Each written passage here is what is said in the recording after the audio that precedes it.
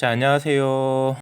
자, 주말이지만 제가 주말에 에이프로젠 말씀드린다고 해서 조금 이따 라이브를 할 거고요. 요거 끝나고 바로 라이브 할 겁니다. 에이프로젠 히스토리 정도로 해가지고 이야기를 나눠 드릴 건데요. 우선은 에이프로젠이 지금 여기 있는지 한번 보고 없으면 검색을 하겠습니다. 에이프로젠을 찾을 거고요. 일단 에이프로젠 가격 보고 이런저런 기사나 이런저런 뉴스 찾아보면서 조금 이야기해 보도록 할게요. 에이프로젠 제약, 에이프로젠 헬스케어 앤 게임즈도 있지만 어쩔 수 없이 그냥 다 에이프로젠 메디신에 수렴된다라고 생각하시면 되시고요. 에이프로젠이 합병하는 회사는 에이프로젠 메디신이기 때문에 이 회사를 중심으로 놓고 말씀을 드릴게요. 물론 제가 거래했던 종목은 저는 에이프로젠 제약을 오랫동안 거래를 했었고 2018년도 한 4월 중순경에 다 정리를 했어요. 한 4년 가깝게 가장 많이 투자했을 때는 7천만 원 정도 투자를 했었다가 제가 그때 평단이 한 3,800원, 3,900원 요 정도 평단이었고 지금은 이제 가격이 에이프로젠 제약 가격이 여러 가지 감자도 했다가 증자도 했다가 계속 가격 조정이 있어가지고 가격대가 지금 그래프 보시면 2018년도 가격대를 보셔도 조금 가격대가 틀리겠지만 그 당시 2018년 4월 한 12일, 13일 요 정도 시기 정도에 제가 그때 5,000원 살짝 뚫었다가 유지를 못하고 밀리는 것 같아가지고 4,900원 수준에서 다 정리를 했던 것 같아요. 그러면서 이제 오랫동안 안 봤죠. 그러면서 저는 남북경업주 갔다가 에이프로젠에서 망가진 게 아니라 남북경업주에서 이제 1차적으로 망가졌고 그러면서 이제 여러 가지 이제 부침을 거치고 작년에 다니던 은행을 관두고 올해부터 서류 정리하고 유튜브 하면서 유튜브 영상 만들고 여러분들하고 소통하면서 나름대로 전업 투자자로 일하고 있고요. 최근에는 파트타임 비슷하게 이제 프리랜서로 조금씩 오후 시간에 나름대로 이런저런 일을 하고 있는 유튜버고요. 자, 에이프로젠 메디신 현재가 1,790원. 모멘텀이 없죠. 자, 월봉은 볼 것도 없고요. 자, 월봉 바닥에 쫙 깔려가지고 이렇게 움직이는 거 의미가 없다라고 보시면 되시고 주봉상으로 봐도 조금 이슈가 붙으면은 요렇게 1,790원 저가 찍고 꿈틀꿈틀 하면서 3,000원 언저리까지도 슈팅이 나왔다가 다시 모멘텀이 죽죠. 훅 죽으면서 저 때도 합병 관련돼서 그런 이야기였고 최근에 하나 둘 셋 넷 다 9월달 정도였겠네요. 9월달 정도에 그 합병 이야기 결국은 한다. 자, 내년 1월 말에 합병 할 거고 신주장도 2월달에 할 거다라고 이제 최종 발표가 나오면서 그때도 또 이제 윗골이 한 2,000원 중반대까지 윗골이 달리고 바로 또 끝났죠. 지금 모멘텀이라는 거는 에이프로젠의 모멘텀이라는 건 딱 세 가지라고 생각하시면 되세요.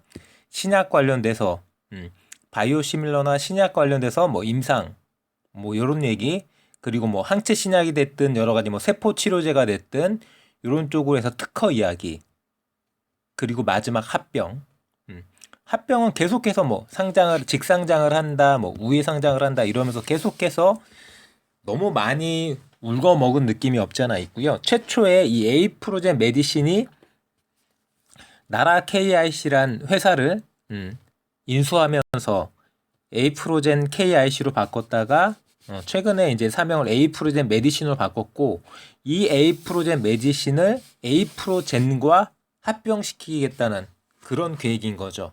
우선은 제가 대략적으로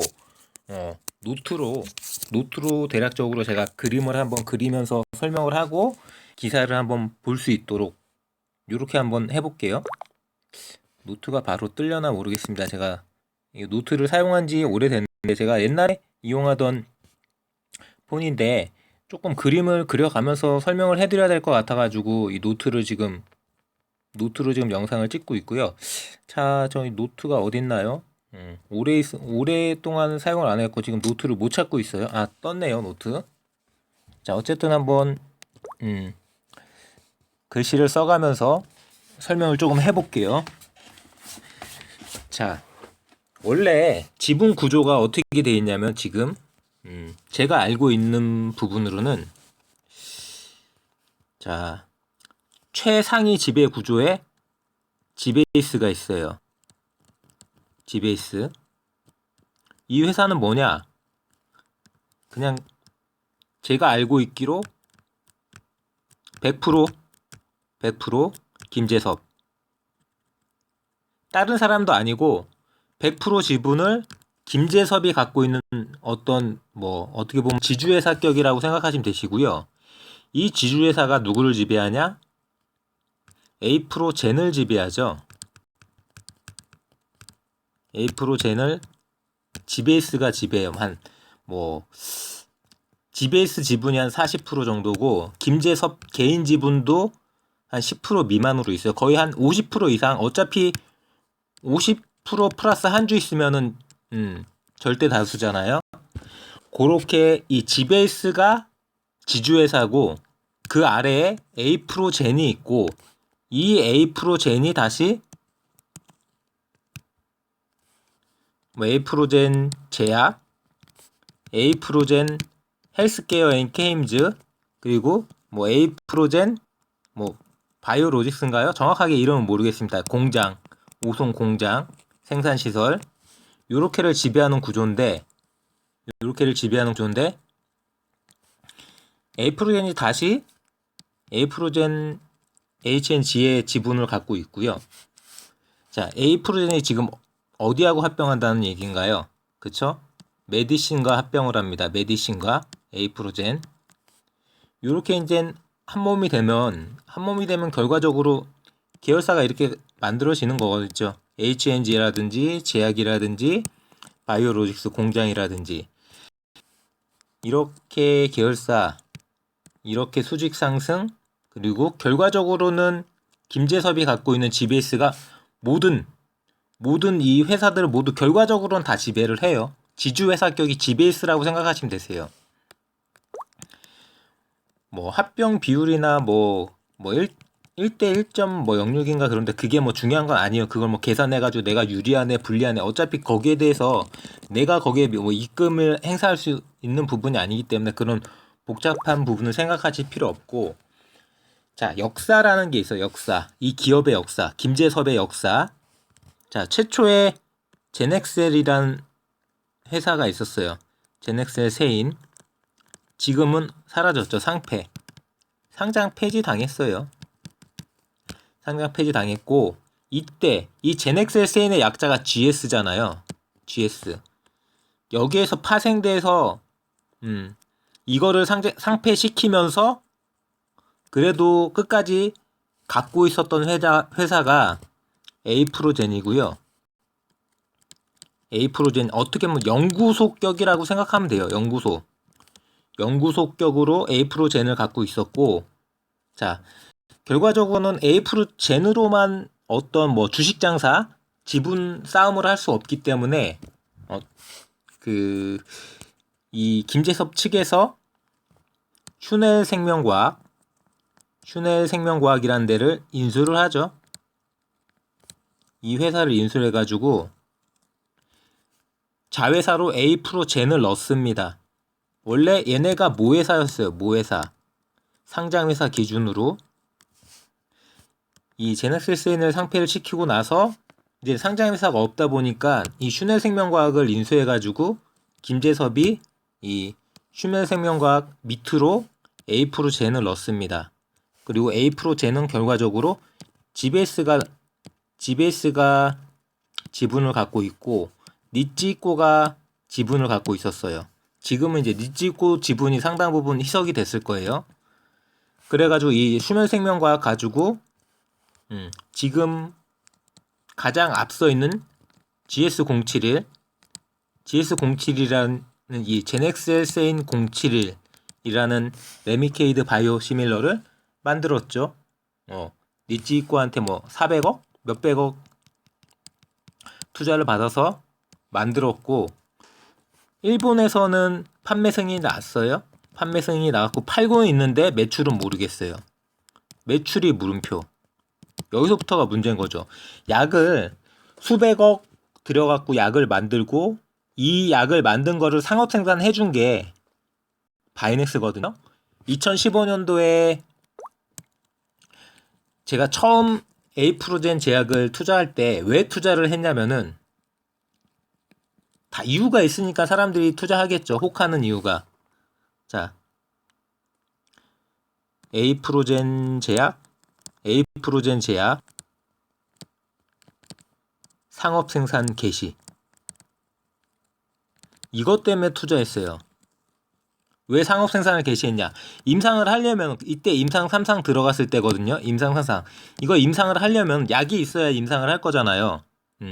그러니까 어차피 임상 3상 들어갔으니까 우리는 자신 있다. 팔 거다. 그래가지고 바이넥스한테 이때는 오송 공장이 없을 때니까 바이넥스한테 위탁 생산을 맡긴 거죠. 물량을 맡겼어요. CMO로. 이 기사가 터지면서 2015년 3월 이때 거의 뭐 상한가 비슷하게 주가가 달렸어요. 슈넬생명과학이 지금의 에이프로젠 제약이죠. 슈넬이 이때 700원 후반대까지만 뭐 780원 뭐 이렇게 달렸을 거예요. 요때 제가 처음 들어갔어요. 이 슈넬생명과학을 요때 700원대에. 근데 이 3월달부터 7월달까지 안 가 주식이. 잠깐 중간에 뭐 그때 뭔가 하나 있었어요. 뭔가 전염병 하나 있었고 잠깐 반짝했다가 가라앉았고 안 가 주식이 500원까지 깨졌었어요. 500원.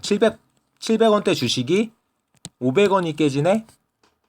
이런 시불에 버텨야지 어떻게 해요. 그때 제가 얼마를 투자했었냐면 돈이 없을 때예요. 그때 제가 1000만 원 갖고 주식을 시작해갖고 1000만 원을 갖고 주식을 투자한 게 다 까먹고 500이 남았었는데 500 가지고 다 투자한 게 아니야. 500도 뭐 어떻게 저렇게 뭐 이렇게 저렇게 썼던 것 같아. 그리고 한 300 뭐 50인가 뭐 이 정도를 나름 몰빵이죠. 300만 원 정도를 700원대에 300만 원을 슈넬에다 몰빵을 친 거예요. 그 당시 제 기억으로 정확하게 기억이 안 나는데 한번 계산을 해봅시다. 700원 한 주에 700원 가까웠으니까 700원 조금 더 됐고 300만 원어치를 투자했기 때문에 7,000원, 7만 원, 7,000원, 7만 원, 70만 원, 700만 원, 4,000주, 2,000주. 한 2,000주? 4,000주. 그러네요. 4,000주? 자, 0이 5개, 47은 28, 48에 32. 한 4,000주 정도 투자했어요. 4,000주. 700원짜리 주식을 4,000주를 투자했어요. 그 당시에. 근데 문제는 이게 500원까지 떨어졌다는 얘기죠. 감자한대요. 감자한다고 500원까지 떨어지고 막 뭐 소주주 모임 만든다고 그러고 난리도 아니었어요. 그래가지고 결국 뭐 존버 타다가 6월 말쯤에 그때 뭐 중동 메르스인가? 아마 메르스인가? 그랬을 거예요. 메르스 관련해서 메르스인지 뭐 신종플루인지 모르겠습니다. 메르스 같아요. 메르스로 잠깐 뭐 반짝했다가 가라앉았고 자 7월 말부터 달리기 시작합니다. 제 기억엔 7월 말이 맞을 거예요. 7월 말부터 달리기 시작해요. 무섭게 달리면서 이 500원짜리 주식이 500원까지 깨졌던 이 500원짜리 주식이 5,000원을 찍죠. 5,000원을 찍습니다. 감자로 거래 정지 되기 전에 한 뭐 열흘에서 2주 남짓 만에 500원짜리가 5,000원을 찍어요. 근데 문제는 뭐다? 300만 원을 투자했다. 몰빵이지만 300만 원을 투자했다. 그래가지고 그때 거의 뭐 2천까지는 안 되고 한 1600, 1700 막 이렇게 됐던 것 같아요. 300만 원을 투자했는데 제가 최초에 1000만 원 가지고 투자했다가 500 까먹고 500 가지고 있는 돈에서 뭐 딴 거 뭐 쓰고 한 300 얼마를 투자했다고 했잖아요. 그 사천주 남짓이 5,000원을 넘으면 5,000원을 찍으면서 2천만 원은 안 됐던 것 같아요. 제 생각에 그때 2천 가깝게 됐어요. 2천만 원 가깝게 300만 원을 투자했던 돈이. 근데 사람이 야, 이 주식 될 것 같은 거야. 지금 생각하면 택도 없는 얘기인데 절대 세력이 이 감자 기간 거의 뭐 제 기억으로 뭐 한 달 가깝게 보름 가깝게 하여튼간 모르겠어요. 거래 정지 날짜가 있었는데 지금은 기억이 안 나는데 그 거래 정지 날짜 동안 돈이 묶이는 걸 세력이 절대 가만히 안 놔둘 거라고 생각을 했어야 되는데 그거를 간과하고 돈을 안 뺀 거지. 2천만 원을. 그리고 나서 거래 정지가 풀리는 날에 이제는 2분의 1 감자였으니까 곱하기 2잖아요. 그러니까 당연히 이때 5,000원 찍었으니까 만 원을 뚫어야지. 당연히 만 원을 1만 원을 못 뚫더라고. 9,000원까지 딱 찍고 그때부터 떨어져. 9,000원 찍고 떨어지기 시작합니다. 그러면서 이젠 어떻게 보면 나름대로 존버의 세상이 오는 거지. 돈만 생기면 여기다 담는 거예요. 100만 원 생기면 100만 원 담어, 200만 원 생기면 200만 원 담어. 그러면서 3천만 원을 넣었어요. 3천만 원. 결국은 3천만 원을 넣고 이 3천만 원을 넣고 끝났냐? 아니죠. 결과적으로 2017년도, 2016년도인가요?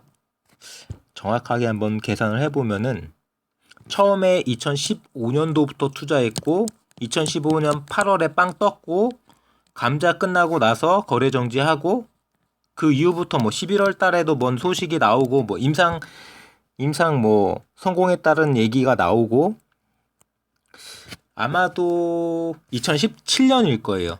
최초 2015년이고 2016년도 그렇게 가고 2016년에도 돈만 생기면은 계속 바꿨죠. 100만 원 받고 200만 원 받고 뭐 100만 원 받고 200만 원 받고 이러면서 2017년이 됐을 때 3천만 원을 넣었어요. 3천. 그냥 다 몰빵이에요. 다른 종목은 없고 오로지 슈넬 생명과학이었고 이때쯤인가 아마 에이프로젠 제약으로 이름을 바꿨을 거예요. 어쨌든 간에 그래가지고 이제 제가 승부를 보자.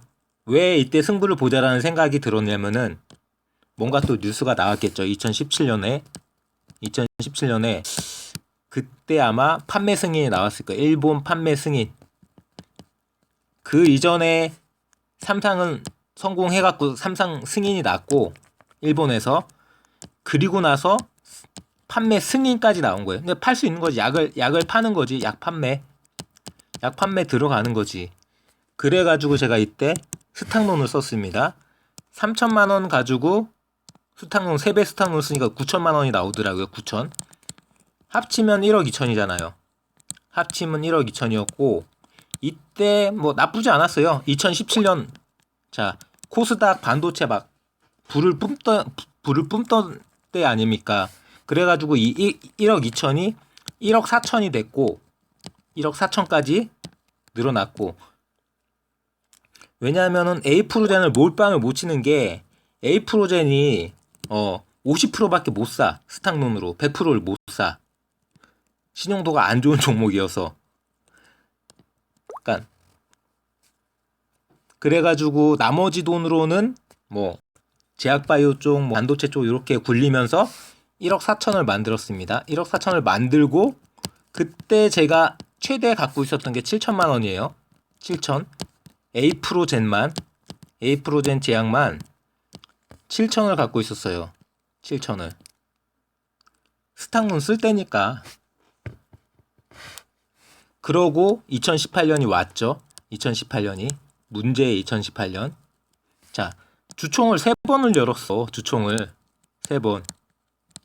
김재섭 측에서 지분이 그때 20%인가 25%가 주총을 개시할 수 있는 요건이었어요. 근데 이 지분이 없어가지고 20% 25%를 못 모아서 3번을 연 거야. 계속 연기 하면서 주총을 갔는데 뭐 사람들은 막 거품 물고 앉아 있고, 야 이거 뭐 약 언제 팔 거냐, 국내 승인 언제 나냐, 이 오송공장 지금 에이프로젠이 지분 절반 가까이 갖고 있는데 에이프로젠 제약 50%, 뭐 에이프로젠 50% 이렇게 50대 50으로 갖고 있었어요. 돈도 사실상 제가 생각했을 때는 에이프로젠 자체적으로 돈을 버는 게 1도 없기 때문에 에이프로젠이 뭘 발행해가지고 뭐 사채를 발행하거나 전환 사채를 발행해가지고 돈이 융통이 안 됐어요. 그렇기 때문에 이 에이프로젠 헬스앤게임즈 이것도 주가 장난을 친 거고, 뭐 로코조이 게임인가 그걸로 상장 합병해가지고 뭐 이렇게 주가 장난질 친 거고, 그리고 나라 KIC도 결과적으로는 뭐 2,000원짜리를 2만원 가까이 띄우면서 주가 장난 쳐가지고 이것도 여기서도 돈 엄청 뽑았겠죠. 근데 정상적으로 뭐 전환사채 발행하고 이런 거 가장 많이 한 게 이 슈넬생명과 에이프로젠 제약이에요. 그러니까 당연히 얘네들이 뿔이 났겠지. 에이프로젠 제약 주주들이. 야 도대체 돈은 언제 들어오는데 맨날 돈만 뽑아가냐. 그래가지고 뭐 이때 이 에이프로젠 제약의 대표가 누구냐. 동생이 김재섭이잖아요. 김재섭이고 형이 세무사, 뭐 세무공무원이라고 그러더라고요. 세무공무원 출신의 김정출. 아마 맞을 거예요. 이름이 살짝 헷갈리긴 하는데 김정출이 맞을 거예요. 지금 에이프로젠 제약 대표는 누군지 모르겠는데 그때는 김정출이었어요. 김정출. 이 김정출이라는 사람이 뭐 주총에 당연히 나왔겠죠. 대표니까. 우리는 자신 있다. 5년에서 10년 본다. 바이오 시밀러가 됐든 신약이 됐든 항체 신약이 됐든 우리는 믿고 기다려 달라. 회사의 기술력을 믿고 기다려 달라. 그리고 다른 사람들 다 입국일 때 내가 물어봤던 게 뭐냐면은 주총장에서 난 이해가 안 간다. 지금 뭐 언론에서 떠들고 있는 이 오송공장 에이프로젠 뭐 바이오로직스인가요? 그 에이프로젠 공장의 캐파가 삼성 다음이라고 하는데 삼성 다음 그 다음에 에이프로젠 셀트리온 1, 2, 3이었어요. 국내에서는 전 세계로 따져도 한 5, 6번째 정도 되는 그런 어떤 생산 캐파였던. 난 이게 이해가 안 간다. 어떻게 에이프로젠 그 오송공장 캐파가 셀트리온보다 높을 수 있냐. 그러니까 얘네들이 김정출 대표가 한 얘기가 이거예요. 그때 이건 제가 직접 들은 거니까 제가 직접 저 혼자 질문했고, 자, 이 뭐 셀트리온이 됐든 뭐 삼성 바이오로직스가 됐든 얘네들이 갖고 있는 이 원액 배양 기술과 이 에이프로젠 이 오송 공장에서 만들 수 있는 원액 배양 기술, 어떤 뭐 약을 뽑아내는 이 기술 자체의 차이가 있대요. 똑같은 뭐 원액이나 똑같은 용량을 가지고도 셀트리온이나 삼성이 뭐 1kg 가지고 뭐 그 바이알 그 약병 있잖아. 약병 앰플 1kg 가지고 약병으로 뭐 1만 바이알을 만든다고 하면은 우리 기술은 최첨단 기술이기 때문에 예를 드는 거예요. 이게 정확하게 용량이 그렇다는 게 아니라 이런 식으로 똑같은 재료를 갖고 있어도 이 1만 바이알을 만드는 게 아니라 뭐 3만, 4만 훨씬 더 많은 용량을 만들 수 있대요. 김정출 주장이. 뭐 그렇다는데 내가 뭐라 그래. 아 그렇습니까? 그러면은 신뢰하겠습니다. 라고 말을 하고, 자, 그 당시 이 제약이 에이프로젠 제약이 이 오송공장 지분을 거의 50% 가깝게 뭐 40 몇 프로 뭐 이렇게 갖고 있었어요. 이거 어떡할 거냐. 이거 내가 봤을 때 너네들 또 이거 가지고 장난질 쳐가지고 헐값에 에이프로젠을 넘기려고 할 것 같은데 절대 이런 짓거리 하지 마라. 라고 못을 박았어. 그랬더니 김정출 하는 말. 우리는 1도 그럴 생각이 없다. 만에 하나 이 지분을 넘겨야 되는 상황이면은 장부가가 아니라 실제 가치로 넘길 거다. 이거를 제가 아마 3월 말에 주총에서 들었을 거예요. 3월 말에. 근데 제가 공시로 찾아드리겠지만 몇 달 지나지 않아서 이 에이프로젠 바이오로직스 오송공장 지분을 바로 넘기죠. 장부가로. 어쩌고 그거 넘기고 나서 받은 게 그 에이프로젠 H&G 헬스케어 게임즈 지분이에요. 계속해서 그런 식으로 뭐 주가 가지고 장난질 치고 주식 가지고 장난질 치면서 오늘까지 온 거죠. 그러니까 어떻게 보면 주주들한테 신뢰를 많이 잃은 거예요. 근데 결과적으로 제가 이 회사가 상폐당할 거라고는 생각 안 하는 게 회사가 일단 한 개가 아니죠. 제넥셀세인 때처럼 회사가 한 개가 아니라 지금은 회사가 세 개잖아요. 상장사만 세 개예요. 상장사만 세 개이기 때문에 뭐 쉽게 상폐당할 수 있는 그런 저기도 아니고 뉴스를 이제 찾아보겠습니다. 자, 공시도 찾아보고 뉴스도 찾아볼 텐데요. 일단 아까 제가 말씀드린 그 공시 먼저 볼게요. 2018년 한 6월 전후로 해가지고 이 에이프로젠 제약이 갖고 있던 그 지분 넘긴 걸로 저는 알고 있는데 그 지분에 대해서 에이프로젠 메디신에선 안 찾아질 수도 있으니까 에이프로 제약에서 그 공시를 한번 찾아볼게요. 에이프로젠 제약에서 자 뉴스로 들어가서 공시로 들어가면은 과거 공시도 찾을 수 있으니까 자 쭉쭉쭉 한번 내릴게요. 2016, 2018 자, 요 정도에서 얘네들이 지분을 넘긴 걸로 알고 있거든요. 자, 뭐 계속 10이죠. 얘네들은 계속 10이에요. 자, 주총 했고 자, 주총 결과 연기 보시면 연기예요. 이때 지분이 안 모여갖고 연기됐어요. 자, 연기회 일자 장소는 다음과 같습니다. 연기죠? 연기. 여기서도 또 연기. 3번, 1번, 2번. 자, 3월 23일, 3월 30일, 4월 27일 이렇게 3번 열었어요. 자, 이렇게 3번 열고 나서 탑업인 주식 요거 한번 볼게요. 제가 알기로 요 전후로 해가지고 자, 에이프로젠 헬스케어 앤 게임즈 지분을 갑자기 취득하죠. 생뚱맞게. 이거를 취득하면서 이 오송공장 지분과 바꾼 걸로 저는 알고 있어요. 자, 일단은 자, 에이프로젠 제약에서 헬스케어 앤 게임즈 지분을 가져왔고 잠깐만 한번 찾아볼게요. 기타 안내사항 요거는 아닌데 에이프로젠 그 오송공장 지분을 넘기는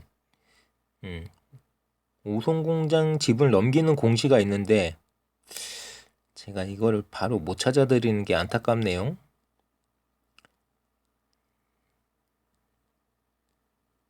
어쨌든 요 전후로 해서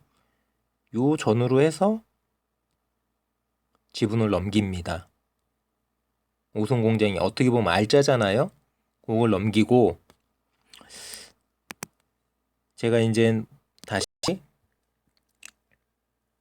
지금 이 에이프로젠이 갖고 있는 뭐 신약이라든지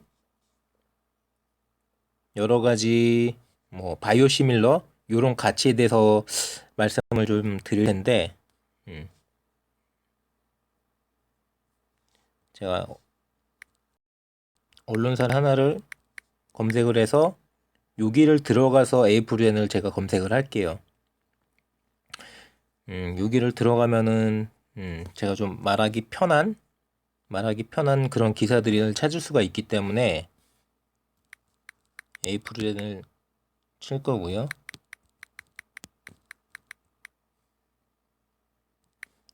이렇게 하면 뭐 에이프로젠 관련해서 뭐 이렇게 이야기가 나와요. 뭐 김재섭 대표가 뭐 경영에서 손 뗀다 뭐 이런 이야기도 있고. 자, 뭐 한병같이 요거 바이오 신약, 자 신약같이 인정받을까 요거 한번 볼까요? 자, 인정받을까 요거 한번 보겠습니다. 보시다시피 한 1년 4개월 전 기사고요. 자, 에이프로젠이 합병을 추진하면서 그동안 외부로 드러나지 않았던 이 에이프로젠, 사실상 에이프로젠은 연구소라고 말씀드렸죠. 에이프로젠의 어떤 신약 후보 물질이나 여러 가지 이제 갖고 있는 바이오 시밀러의 약들, 이런 게 파이프라인이 어느 정도 가치가 있고 어느 정도 있냐, 요거를 한번 말씀드리려고 요 기사를 검색했고요. 자, 보시다시피 요렇죠. 자, 에이프로젠의 주요 파이프라인입니다. 바이오 시밀러도 있고 이런 복제, 바이오 시밀러가 아닌 진짜 신약, 바이오 신약도 있어요. 보시다시피 다 AP로 나가요. AP, 글자 그대로 에이프로젠으로 나가는데 딱 한 개 레미케이드 바이오 시밀러만 GS로 나가죠. 저 GS의 약자가 제넥셀세인, 상폐당한 회사 제넥셀세인의 약자고 이미 저때 개발이 된 약이에요. 그러니까 어떻게 말씀드리면 얘네들이 이 에이프로젠 측에서 조금만 발빠르게만 했다면 셀트리온보다 더 빨리 시장에 내놓고 선점할 수 있었는데 그걸 실패한 거지. 자, GS071 같은 경우에 관절염 관련해서 뭐 여러 가지 광범위하게 쓸 수 있는 그런 얀센의 약물로 알고 있고, 그거를 이제 바이오시밀러로 복제한 약이죠. 특허가 만료됐기 때문에. 보시는 것처럼 미국 임상 3상, 임상 3상, 그리고 터키 품목 허가가 진행 중에 있다고 합니다. 터키. 제가 말씀드렸던 그 바이넥스와 에이프로젠이 50대 50으로 갖고 있다라는, 해외 판권은 뭐 미국 쪽이나 뭐 일본 쪽이나 이런 데는 이 니치이코, 일본 제너릭 1위 회사 니치이코가 갖고 있고, 일부 해외 판권, 그 일부 해외 판권 중에 중동, 러시아, 터키 요기를, 중동, 러시아, 터키 요기를 에이프로젠 50, 바이넥스 50 요렇게 갖고 있는 걸로 제가 알고 있고요. 자, 향후 진행 방향, 뭐 2020년 뭐 4분기 미국 품목 허가 신청 예정인데 아직 안 왔다는, 뭐 허가가 나왔다는 이야기는 아직 없어요. 나왔다는 이야기는 아직 없고. 자, 빈혈 관련해서도 AP032 바이오 시밀러, 요것도 세포주가 개발되어 있는 거죠.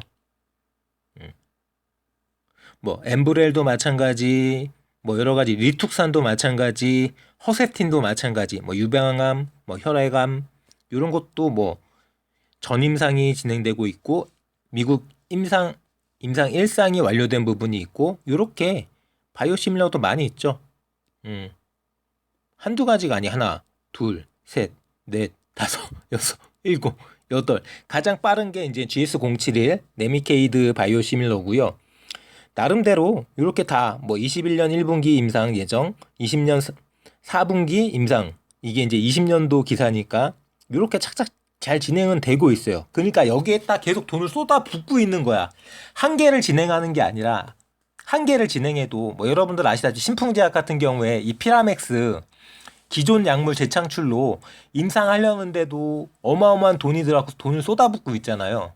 근데 이 작은 회사가, 에이프로젠이란 이 작은 연구소가 뭐 여러 가지 뭐 주식 장사로 뭐 에이프로젠 제약도 만들고, 에이프로젠 헬스케어 게임즈도 만들고, 에이프로젠 메디신도 만들고, 에이프로젠 바이오로직스로 오송에 충북 오송에 GMP 시설을 완벽하게 갖춘 그런 엄청난 캐파를 자랑하는 공장까지 만들어 놓은, 그게 어떻게 보면은 지금까지 있었던 뭐 에이프로젠 제약이나 에이프로젠 메디신이나 에이프로젠 헬스케어 앤 게임즈에서 뭐 주가가 빵 뛰어가지고 거기서 막 이렇게 차익이 나오고 전환사채를 발행하면서 돈을 끌어 모았던 그 돈이 다 모조리 투입된 거죠. 어마어마하게 투입된 거예요. 제가 생각했을 땐 조단이 투입됐을 거예요. 대략적으로 생각해도 조단입니다. 자, 바이오 실러만 이만큼이에요. 바이오 시밀러만. 자, 바이오 신약, 뭐 항체 신약이 됐든 여러 가지 보시는 것처럼 뭐 급성 골수성 백혈병, 대장암, 유방암, 혈액암, 골관절염 다 비임상 단계이긴 하지만 생산용 세포들을 만들고 여러 가지 뭐 동물 뭐 양리 분석 완료하고 뭐 전 임상 시료를 생산하고 있고 여러 가지 계속 진행을 하고 있어요. 이거 진행하는데 그냥 그냥 뭐 떡값 주고 하겠습니까? 어마어마하게 돈 들죠. 그 돈이 다 지금 주주들이 에이프로젠 제약 주주들, 에이프로젠 메디신 주주들이 뭐 전환사채를 하든 뭐를 하든 다 주주 가치가 희석되면서 쏟아붓고 있는 거죠. 쏟아붓고. 이게 뭐 5년이 걸릴지 10년이 걸릴지 알 수는 없지만 이 레미케이드 바이오시밀러의 저 파이프라인 명에 들어간 GS071 저 제넥셀 세인처럼 저는 상패는 안 당한다고 봅니다. 상패 당할 저기는 아니에요. 너무 많이 지금은 이게 어떻게 보면은 뭐 대마불사라고 그러잖아요. 대마불사처럼 뭐 돈을 못 벌고 있기 때문에 불안불안하니까 이거 상패 당하는 거 아니야 이렇게 생각하시는 분들이 있는데 그런 수준이 아니에요. 옛날에 제넥셀세인이 눈물을 머금고 상패 당할 수밖에 없었던 거는 스토리 찾아보시면 그 김재섭이 인터뷰한 기사도 있는데 상황이 전혀 틀리다라고 생각하시면 되고요. 뭐 요렇게 나름대로 빵빵하게 임상을 추진하고 있는 이런 약들이 분명하게 존재하는 신약 파이프라인이 튼튼한 회사라고 생각하시면 되시고요.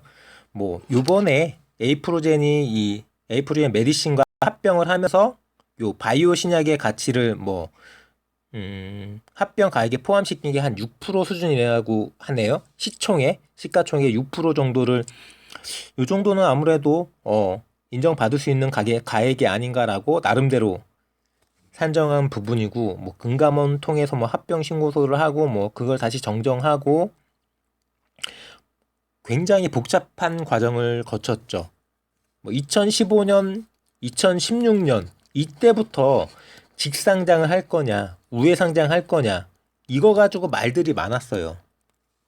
그래가지고 뭐 에이프로젠 제약조차도 그때는 에이프로젠 제약만 코스피 상장사였거든요. 코스피. 그렇기 때문에 지금 나라 KIC를 인수해서 에이프로젠 메디신을 만들었지만 그걸 만들기 전에 코스닥이 아니라 코스피 상장사는 에이프로젠 제약밖에 없었던 거죠.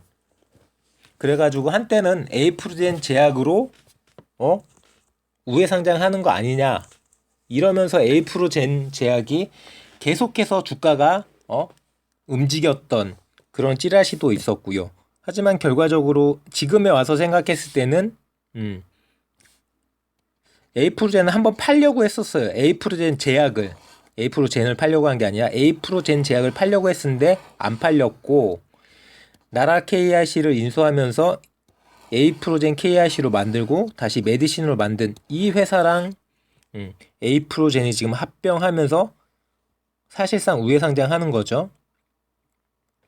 자, 여기 나온 뭐 여러 가지 신약들에 대해서 다양한 연구하고 뭐 임상을 진행하는 부분이 있기 때문에 뭐 그냥 껄렁껄렁한 회사는 아니에요. 솔직하게 말씀드려서 껄렁껄렁한 회사는 아니고 뭐 보시면은 뭐 성장 기대감 에이프로젠의 어떤 시총 가치를 뭐 1조 7천억 정도 가치를 만든다. 이렇게 이야기하고 있는 기사도 보이시잖아요. 나름대로 에이프로젠 관련된 기사는 많아요. 뭐 읽어보실 만한 공부해보실 만한 기사는 이렇게 많이 많아요. 뭐 루미마이크로 관련해서도 마찬가지고 뭐 제가 지금 회사 이름이 생각이 안 나는데 여러 가지로 그 조그만 어떤 연구소 수준의 그런 회사들한테 그런 어떤 이 바이오 신약 물질이라든지 기술을 가져와서 계속해서 여러 가지 연구를 계속 진행하고 있는 부분은 많이 있습니다. 결과적으로는 보시면은 요거 같은 경우는 이제 바이오로직스, 에이프로젠 제약과 바이오로직스와 시너지 노림수. 에이프로젠 제약이 1,000억 원 규모의 유증을 완료한 지 1년 만에 3,000억 유증에 나섰다. 이런 식으로 계속 돈을 계속 끌어당기는 거죠. 임상도 해야 되고 공장도 세워야 되고 이러기 때문에 뭐 시장에서는 잇따른 유증으로 지분 희석, 주주 가치가 계속 낮아지는 거죠. 그리고 도대체 돈을 어디다 쓰는 거냐? 이거 진짜 임상하는데, 약 개발하는데, 회사 돌아가는데 쓰는 거 맞냐? 그게 아니라 뭐 대표들 뭐 골프 치고 다니고 대표들 돈 쓰러 다니는 데 들어가는 거 아니냐? 뭐 이렇게 의문점을 다는 그런 주주들의 게시판에 의견들도 있었어요. 과연 회사의 사업 성장성에 대해서 얼마만큼 신뢰할 수 있는 건가? 자, 뭐 업계에 따르면 뭐 에이프로젠 제약은 대규모 생산시설 투자를 계획, 이를 위해서 3,080억의 유상증자를 결정했고 이렇게 해서 돈을 끌어들인다. 우선적으로 생산 담당 계열사인 에이프로젠 바이오로직스 공장 증설에 700억, 그리고 뭐 허셉틴 바이오시밀러의 글로벌 임상 3상 여기에만 200억. 리툭산이죠. 리툭산 그 셀트리온도 갖고 있는 그 릭수탄 바이오시밀러에 100억. 돈 어마무시하게 들어가는 거죠. 계속. 충북 오산 이 충북 오송 공장 제가 계속 얘기한 8,000리터. 뭐 저번에 뭐 이 바이넥스 영상 보셨던 분들은 지금 바이넥스가 뭐 12,000리터 뭐 캐파 이야기하잖아요. 그러니까 똑같은 8,000리터 뭐 12,000리터 이래도 제가 주총 가서 이 김정철 대표한테 들었던 그 이야기 해드렸잖아요. 앞서서. 똑같은 8,000리터도 똑같은 용량, 똑같은 바이알이 나오는 게 아니라 훨씬 더 많이 나온다는 주장을 해요. 모르겠습니다. 얼마나 많이 나올지는. 어쨌든 8,000리터 규모의 생산 공장을 갖고 있고, 요런 부분으로 해가지고 이제 에이프로젠 제약이 3,000억 정도 유상증자를 하면서 요런 운영자금, 뭐 임상비용, 뭐 생산시설 관련해서 요렇게 쓰겠다. 요렇게 뭐 1,700억, 300억, 100억, 200억, 700억 요렇게 쓰겠다라고 설명해주는 그런 기사인 거죠. 자, 에이프로젠 KIC 이때는 아직 메디신으로 사명을 변경하기 전 기사인 거죠. 에이프로젠 KIC, 뭐 에이프로젠 제약, 에이프로젠 바이오로직스. 이때는 에이프로젠 제약도 계속해서 약을 팔고 있는 회사이기 때문에 제가 생각했을 때는 에이프로젠도 약을 팔고 있잖아요. 매출이 없어요, 약 쪽으로. 에이프로젠 메디신도 마찬가지예요. 뭐 약간은 조금 나라 KIC 때부터 했던 그 사업을 계속하고 있는 거지. 지금 뭐 바이오시밀러나 약 가지고 파는 회사는 에이프로젠 헬스케어 앤게임즈도 마찬가지고 오직 에이프로젠 제약만 약을 팔아서 돈을 벌고 있는 거죠. 물론 살짝 적자긴 하지만 요런 부분이 있고, 뭐 회사의 청사진이 뭐 얼마나 현실화 될지는 저도 상당 기간 동안은 물음표를 달아 드릴 수밖에 없어요. 상당 부분. 자, 에이프로젠 제약의 46% 지분을 보유한 에이프로젠 KIC. 여기조차도 지금 어떻게 보면은 결과적으로는 에이프로젠이 지배하는 거고, 이런 어떤 지분 구조에 있어가지고 계속해서 뭐 카드 돌려막기 식으로 돈이 필요하면 서로가 서로한테 계속 뭐 유상증자를 한다든지 뭐 시비 발행을 한다든지 그런 식으로 돈을 만들어서 뭐 대여도 해주고 뭐 이런 식으로 계속 자금을 운용했습니다. 그렇기 때문에 어떻게 보면 이 복잡한 이 에이프로젠의 어떤 지분 구조, 며느리도 모른다는 그런 부분이 있고요. 자, 에이프로젠 보통주 기준 지배 구조도인데 보시다시피 김재섭이 제일 위에 있죠. 이 김재섭이 갖고 있는 회사가 지베이스예요. 100%라고 써 있잖아요. 100%. 지베이스 100%. 자, 이 지베이스를 에이프로젠 KIC, 에이프로젠을 지배하고 있고요. 에이프로젠이 다시 에이프로젠 바이오로직스를 갖고 있습니다. 그리고 또한 에이프로젠 제약도 갖고 있고, 물론 일부는 에이프로젠 KIC가 갖고 있죠. 그리고 다시 에이프로젠 제약이 에이프로젠 파마와 에이프로젠 헬스케어 게임즈, 요런 구조인 거죠. 요런 구조. 복잡해요. 보시면 복잡하죠. 어쨌든 간에 그 이 지베이스가 니치이코 제약가 1,300억 주식 거래한 거는 그 에이프로젠 지분 관련해서 거래를 한 걸 거예요. 원래 이제 니치이코에서 에이프로젠 지분을 상당 부분 갖고 있었는데 그걸 회수해 왔어요. 니치이코로부터 지베이스가 보시면 에이프로젠 최대주주 지베이스가 에이프로젠 지배력 높이기에 힘을 쓰고 있다. 비상장사 에이프로젠은 1조 원 이상의 기업 가치를 인정받은 유니콘 기업에 오르면서 눈길을 끌었고, 에이프로젠 그룹은 뭐 여러 가지 계열사 간 뭐 계속 자금이 왔다 갔다 하고 있는 거죠. 계속. 그러면서 결과적으로 이제 이 지베이스는 지분율을 30%까지, 31%까지 높였고, 이런 부분이 결과적으로 이제 100% 지분을 갖고 있는 김재섭이 뭐 큰 그림을 그리면서 진행을 하는 거죠. 이 1,300억은 결과적으로 어디에서 가져왔냐? 어디에서? 니치이코 제약의 지분을 가져온 거죠. 원래 이제 에이프로젠을 만들 때 이 니치이코에서 이 GS071 기술도 그렇고 뭐 허셉틴 기술도 그렇고 리툭산 기술도 그렇고 그걸 기술로 사갔거든요. 그리고 또 일부는 다시 또 우리 이거 필요 없는 것 같아 다시 돌려준 것도 있긴 한데 그러면서 돈을 현금으로 받은 것도 있고 이 에이프로젠 지분으로 받았던 부분도 있는데 그거를 어느 정도 정리를 한 거예요. 그걸 어느 정도 에이프로젠은 이 일본 니치이코 제약과 재무적으로 사업적으로 긴밀한 관계를 유지해 왔고 에이프로젠의 현재 매출 대부분은 니치이코 제약의 바이오시밀러 제품 판매에서 나오고 있자. 임상을 해야 되니까 임상을 진행하는 부분 1차적으로 이 니치이코에서 임상을 진행하는 부분이기 때문에 약을 만들어서 싸주면은 니치이코에서 임상을 하고 그 약에 대한 대가 또는 이 약물에 대한 기술 그 가치를 쏴주는 거죠. 그렇게 지분도 있고 현금도 오고 가는 그런 거래. 뭐 결과적으로는 이 에이프로젠 KRC나 뭐 에이프로젠 이런 쪽으로 해서 56%가 이제 김재섭 그리고 나머지 31%가 니치이코. 근데 요번에 이렇게 지분을 조정하면서 조금은 희석된 부분이 있고요. 복잡하죠?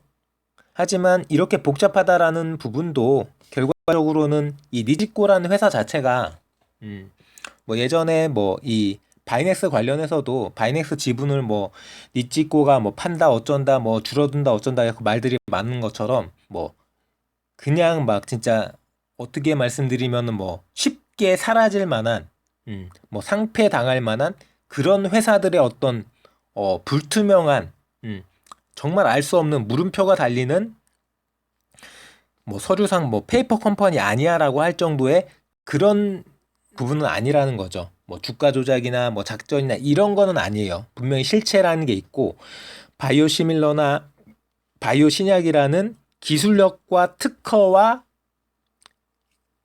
임상까지 끝난 판매 승인까지 완료된 그런 부분의 약이 분명히 존재한다는 거죠. 근데 이게 유통이 어떻게 되고 매출이 어떻게 찍힐지는 아직까지는 물음표. 결론적으로 뭐 조금 복잡하게 말씀드리긴 했는데 결론적으로 문제는 뭐냐? 에이프로젠의 첫 번째 문제. 자, 뭐 합병이 됐든 특허가 됐든 뭐 신약 관련된 임상 소식 다 좋습니다. 지금 에이프로젠 쪽에서 약이 없는 게 아니에요. 약이 있어요. 팔 수 있는 약이 있는데 못 팔고 있어. 뭐 파는지는 모르겠는데 매출이 안 찍혀. 매출 발표를 안 해. 일본에서 팔고 있는 이 레미케이드 복제약 GS071 얼마 팔았는지 얘기 좀 해보라고요. 지금 팔기 시작한 지 2년 3년이 됐는데 매출을 얘기를 안 해. 아니 못 팔면 못 팔았다. 팔면 팔았다. 얘기를 해줘야 될 거 아니야. 그런 부분에 대한 퍼포먼스가 제로라는 거지. 자 이렇게 수천억 거의 조 단위대로 뭐 시비도 발행하고 뭐 사채도 쓰고 뭐 여러 가지 유상증자도 하고 별짓할 다 해가지고 공장도 세우고 임상도 하고 약도 만들고 임상 승인까지 받고 판매 승인까지 받았는데 퍼포먼스가 없다는 거야. 매출, 이익 이게 안 찍힌다는 거. 이게 찍혀야지만 그때부터 진정하게 에이프로젠이 유니콘 기업이고 바이오시밀러 회사고 인정해 줄 수 있는 거지. 그때부터 진정. 뭐 여기서 살짝 곁다리로 걱정하시는 분들 있잖아요. 이 프레스티 바이오파마 같은 경우 뭐 제가 파마 깊이 몰라요. 뭐 거래해 본 적도 없고 아시다시피 거래하려고 생각 중에 있는 거지 자리대가 지금 낮은 자리니까 거래해 본 적이 없는 종목인데, 자 프레스티 바이오파마 보면은 뭐 모르겠습니다. 제가 프레스티 바이오파마에서 잘 몰라서 그런지는 모르겠지만, 자 PB파마 어딨니? 여기 있네. 보시는 것처럼 자 재무제표 보시면 이렇게 나오잖아요. 뭐 매출이 찍히는지는 모르겠어요. 이 회사가 똑같다고 생각하시면 돼요. 에이프로젠도 이런 상황이고 프레스티 바이오파마도 이런 상황인데, 저는 굳이 평가하자면 저한테 누가 저한테 야 이거 평가 좀 해줘라고 생각하면은 남아있는 시간은 에이프로젠이 더 적게 남았다고 생각해요. 거의 매출이 발생되기 직전이라고 생각하시면 되죠. 자 보시면은 프레스티 바이오파마 뭐 동사는 2015년 싱가포르에 설립된 이래 항체 의약품 개발 전문 제약 회사로 다양한 플랫폼 기술 기반으로 바이오시밀러 경쟁력의 핵심인 원가 경쟁력 향상에 주력을 한다. 바이오시밀러와 항체 신약을 연구 개발하고 있으며 아바스틴 바이오시밀러의 경우 글로벌 임상 3상이 진행 중에 있고, 휴미라 바이오시밀러는 호주 임상 1상을 위한 임상 승인 신청을 앞두고 있다. 결과적은 뭔가요? 약은 안 팔고 있어. 매출 비중이 없잖아요. 그러니까 이런 회사들의 문제가 뭐냐? 뭐 기술이 있다, 임상을 들어간다, 뭐가 꿈과 희망이 어마어마하죠. 문제는 그 매출이 찍힐 때까지 돈이 어디까지 얼마가 들어갈지 아무도 모른다는 거지. 지금 에이프로젠 제가 길게 설명드렸잖아요. 지분 구조가 어떻고 돈을 얼마가 썼고 뭐를 만들고 있고 바이오시밀러나 바이오신약이냐 이런 파이프라인이 어떻게 되고, 근데 결과적으로 팔고 있는 게 아무것도 없다는 거지. 물론 에이프로젠 제약에서는 원래 신월 생명과학 때부터 팔고 있었던 일반인한테 파는 약도 있고 병원 전문의약품으로 파는 약도 많이 있어요. 근데 그런 매출로 우리가 지금 에이프로젠을 물고 빠는 게 아니잖아요. 바이오시밀러 플러스 바이오신약 여기에서 매출이 없다는 거지. 프레스티 바이오파마는 아예 매출이 없고, 그렇기 때문에 뭐 상폐당하는 거 아니야, 뭐 페이퍼 컴퍼니 아니야, 이런 의문이 생긴다는 거죠. 그렇기 때문에 이 회사들이 공통적으로 해소해야 될 게 가장 빠른 시간 안에, 뭐 회사에서는 뭐 5년 10년 2018년도에 5년 10년 이야기했으니까 아직까지 시간이 더 남은 거죠. 매출이 나와야 돼. 퍼포먼스가 나와야 된다고. 회사가, 기업이 존재하는 이유가 돈을 벌어야지 존재하는 건데 돈은 못 벌고 있는데 계속 찌라시만 날리고 있는 거지. 약 파는 회사가 약을 파는 게 아니라 이빨 까는 약만 팔고 있는 게 문제인 거죠. 그렇기 때문에 에이프로젠도 마찬가지, 프레스티지 바이오파마도 마찬가지. 결과적으로 매출이 언제 찍히냐가 중요한 거죠. 거기에 핵심이에요. 그게 나오지 않는 이상 합병된다고 해도, 에이프로젠이 합병된다고 해도 결과적으로는 그냥 한두 방짜리죠. 그냥 VI 한두 방, 하루 이틀 끝이지 추세적으로 올라간다라는 게 없어요. 추세적으로 올라가려면은 결과적으로 매출이 찍혀야 된다는 얘기예요. 매출, 약 판매, 유통, 이게 아닌 이상 에이프로젠이든 프레스티오 바이오파마든 결과적으로는 뜬구름 잡기죠. 조금 안 좋게 표현 드리면은 그런 부분 참고하시면서 멘탈 잘 잡으시고, 어차피 뭐 제 영상 보시는 분들 앞으로 투자하려고 보시는 게 아니라 다 물려 있어서 궁금하다라고 얘기해 달라고 하시는 분들이기 때문에 뭐 한번 생각해 보시기 바랍니다. 자, 여기까지 말씀드리고요. 저는 라이브로 넘어가 보도록 하겠습니다. 자, 금융과 시사 관련해서 일반인들이 알기 어려운 전문 내용을 조금 쉽게 전달해 드리고자 노력한 청새롬이고요. 자, 유튜브 검색창에 청새롬 검색 진행시켜